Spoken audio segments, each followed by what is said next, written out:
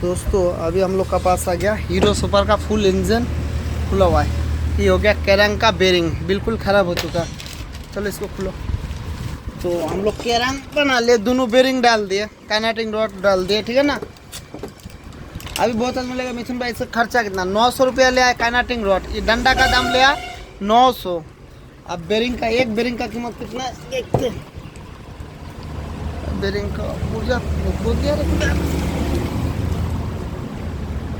400 रुपया दाम है। 406 रुपया एक बेरिंग का दाम। मान चला 800 रुपया दो बेरिंग का दाम है। 700-800 का बेरिंग, ठीक है ना। और 900 इधर हो गया, करीब 1800 रुपया इधर केरंग में लग गया, ठीक है। फिर भाल्व, जिनुइन भाल्व हो गया। भाल्व का कीमत है 400 कितना 12 रुपया ना। हाँ 412 गारंटी लेगा। फिर पिस्टन है, सब जिनुइन पार्ट्स है। क्लास प्लेट पूरा असेंबली किट लगाएंगे, ठीक है ना। करीब 6000 के आसपास इसमें बिल होगा, 6000 का आसपास। तो फटाफट से हम लोग ये बेरिंग भी बैठा देंगे और ये बटन मेरा आदमी फिटिंग करेगा। गाड़ी है बाहर में खुला हुआ, ठीक है ना। ये सर्विस में दिया था, ये गाड़ी खुला हुआ है।